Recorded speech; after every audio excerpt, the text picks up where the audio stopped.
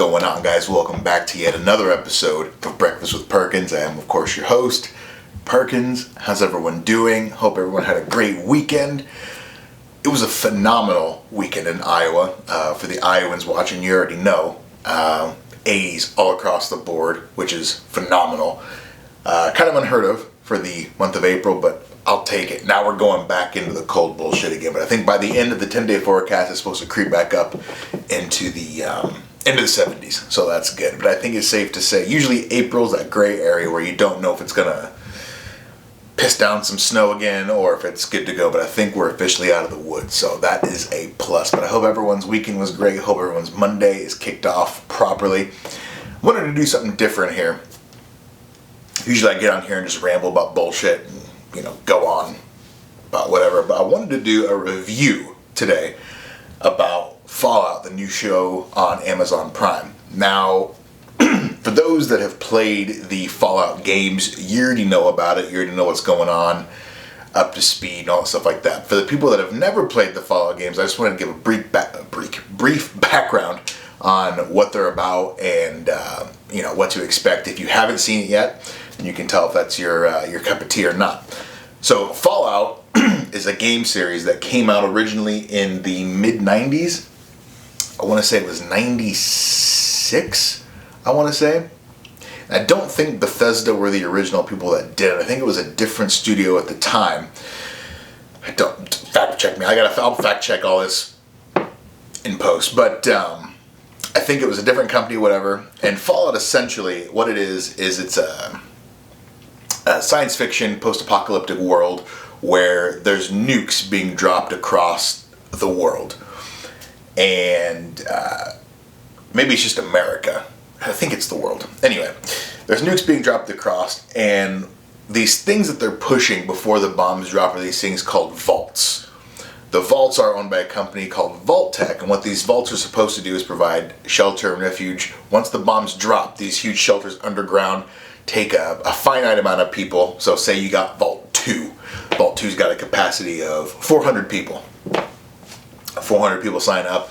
So once you hear, what's it called, the clacking, or the, air raid siren for bombs dropping, you would go to the Fallout shelter, and then you would, carry out living underneath these shelters until the radiation on surface level has dissipated. I don't know. There's like a powerful government entity called the Enclave. I don't know if the Enclave, I can't remember. Is it Enclave? I wonder if they have a finger or a hand in the shelters. Maybe it's just Vault Tech. Doesn't matter. Anyway, so these vaults on paper seem phenomenal, providing refuge, out of radiation, all that. You carry on your life underground. Unbeknownst to the people in these Fallout shelters, these vaults, each vault had a variable that was controlled by, I don't know if it was Vault Tech or if it was by the Enclave or whatever it is, but each vault had a different experiment. So let's say Vault 33. The experiment in that one is we're going to slightly microdose these people with radiation and see what happens to the population. What was going to happen is they were going to do these little experiments in each of these vaults. And then when they came to the surface to repopulate Earth, they would use these variables and experiments to create like a perfect utopia or something like that. But they were using different things in these vaults. So yeah, you might have radiation leaks in number 1, or whatever vault I said, and to see how they react to that. You might have 499 women in one vault and one dude, and see what happens there. You might have a psychopathic maniac running as overseer. An overseer is a person who kind of runs the vault, kind of like a general manager. You have a psychopathic maniac running that, but the other people in the vault don't know that they're a psychopathic maniac, so the decision is saying kind of they're weird and all that stuff like that. So there's different shit happening in different vaults. And that's below ground. Above ground, after the bombs went off, there's still a lot of shit going on. You have what they call ghouls. Ghouls are essentially zombies that still maintain their human sentient. So they look like zombies, but they still carry on conversations like you and I, and they're still all this stuff like that. Then you have feral ghouls, which are essentially just brainless psychopaths. Like, they can't carry conversation, they just want to kill you, all that stuff like that. And then upon the falling of civilization, a lot of new gangs and stuff came through. So you have like your powder gangers, you have your enclave, which are essentially kind of like the government. And I say gangs, also factions and stuff like that. You have the Brotherhood of Steel, which is where the power armor and all that. That's their main motive going, is the power armor. There's you have Raiders, which essentially they'll just fucking kill you. They don't care about you, anything like that. Then you have like the Fiends, which they eat people, cannibals essentially. And then you have several micro factions and gangs within these things. So it's really cool because you have a life on the surface, then you have a life below surface. And of course, the people below surface, they're the vault dwellers. They're, there's a lot more civilized shit going on below versus on the surface. So this has been a game series that's been going on since the 90s. And I think we've gotten Fallout, we've gotten Fallout 2, we've gotten Fallout New Vegas, 3, Fallout 4, Fallout 76, and all this game series has been insanely successful. Fallout 4 came out, I want to say, was that 2015, 16? A while ago, and it's still one of the biggest games that's played. And for those that don't know, it's the same people that gave us the Skyrim and Oblivion games, the Elder Scrolls, Bethesda. Fast forward to present day, and they're releasing trailers and stuff like that for this show called Fallout. Now, historically, video game to TV show adaptations haven't really gone, they're just kind of hit or miss, but I'm a huge Fallout fan. Huge Fallout. As in, like, I think I have Fallout on both those Xbox. No, all three of those. There's 3 Xboxes over there. Series X, a One X, and a 360. There's Fallout games on all of them, and I just reinstalled Fallout on here. Which I might say, playing on here, that's a completely different experience. And I love it. But yeah, Fallout games all over, and I would say probably between all Fallout games I've probably played, I don't know, probably about 2,000, 2,500 hours worth of the game. So I'm a huge fan of Fallout. Love it. Now, I'll be honest, the first 10 to 20 minutes of the show seemed like a bit of a slow burn, But I'm a Peaky Blinders fan, so I don't mind a slow burn as long as it, it's in depth and thought out. But after that first half hour, from there, it's a buckle up ride. I have no complaints about the show. The only thing I wish they would have done different, which I understand, we got budgets, it's not like this huge AAA movie type, I'm 100% aware of that, I get it. The only thing I wish they would change is the power armor suits don't feel as encumbering as they should. When you're walking through the wasteland, the suit feels heavy. They have those same sound effects in the movie from the game, but it doesn't feel as heavy as it should. But they nailed everything. They nailed everything.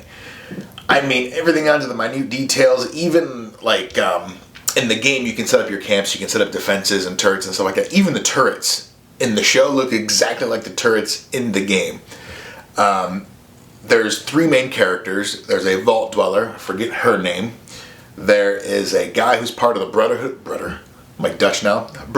Brotherhood of Steel, who I can't stand his character because he's real timid, he's kind of a bitch, but that's neither here nor there.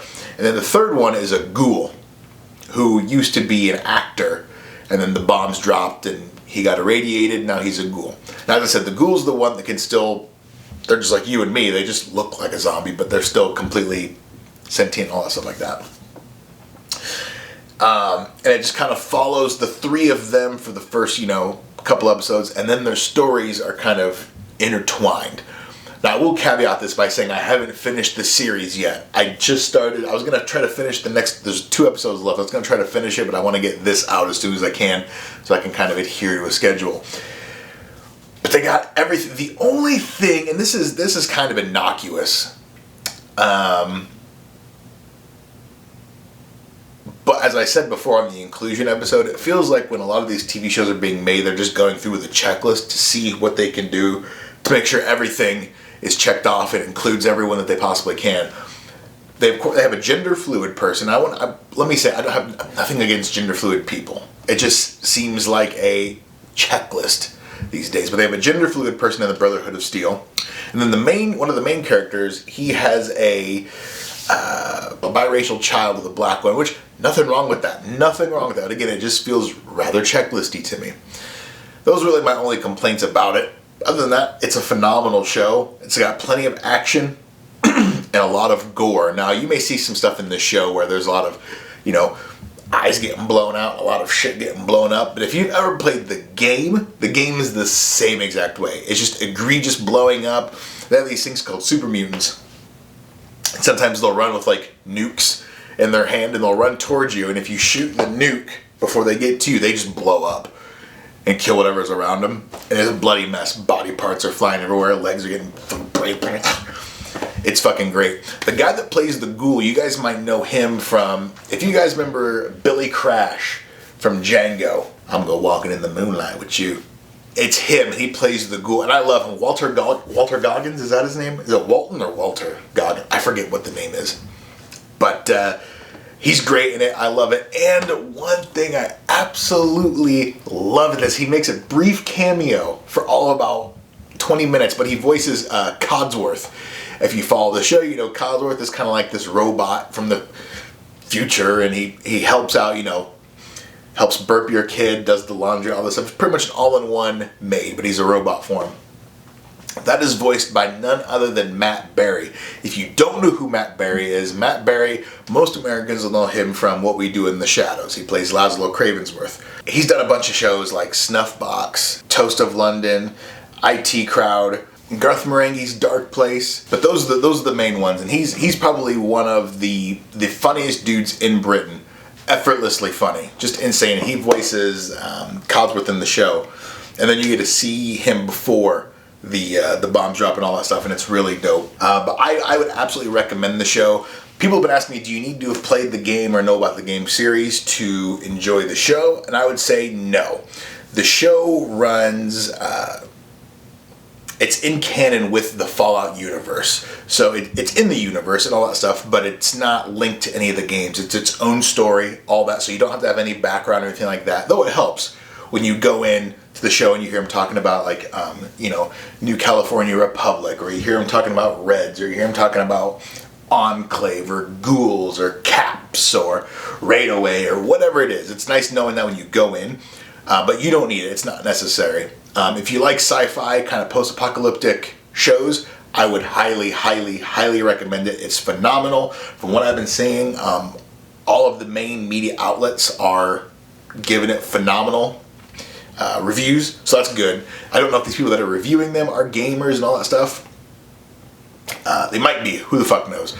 But I saw like people, like someone from Variety comment on it, and Rolling Stone. I mean, they could be editors and gamers, but who knows. But yeah, I would highly recommend it if you like gore, if you like a good story, and it's not a safe movie. I mean, there's all types of effing and jeffing and fucking and gore and all types of crazy shit, and it's really, I enjoy it, and I'm really, really hyped for season 2, because I already know they're gonna fucking greenlight that. They have to, with the amount of feedback they've gotten from this. I have to finish. I'm halfway through 7. I need to finish 8, because I think there's 8 episodes, and from what I've heard, there's a snippet of the Las Vegas, New Vegas skyline at the very end of 8, which if that's the case, I'm not really good at reviews, because I'm just more of a pass or fail kind of review guy. Was it good? Yes. Was it not good? Okay. But I'm trying to give people some in-depth things that haven't seen the show or maybe aren't familiar with the Fallout universe, like someone who's been gaming with it. Yeah, if you like sci-fi, again, you like post-apocalyptic, kind of what-if scenarios, what would happen if the bombs did fall, how would the world react, this, that, and the other, I would say yes, absolutely watch the show. If you do watch the show, give it a little time. Give it past the 20-30 minute mark. There's a major turning point that happens in that first episode that happens in the vault, and then once that happens, then it's off to the races. But I think that's everything from me. I didn't really want to, I was going to just kind of not talk about anything, just talk specifically about Fallout. I'm very happy for the show. I'm very happy that, also, what's really cool too is the music from in-game. Now granted, it's all licensed songs from the 50s and the 40s, but all the songs in the game are in the show. They've added a bunch more of songs of the period, a bunch more songs of the period, and I love it. Absolutely love it. All the music in it's phenomenal. Highly, highly recommend if you haven't seen it, but I'm going to land my plane there because I'm dog shit at giving reviews. That was a horrible review. Give it a watch. If you watch it on my recommendation, let me know how you feel about it. Let me know if you've already seen it. Let me know how you feel about it. What would you change? What would you not change? What would you do? But I'm going to land the plane there. You guys have a great rest of your week. Next week we'll be back to our regular scheduled programming of me just talking shit throughout, the show about dumb stuff. So I appreciate you guys. Have a good one. I'll talk to you later.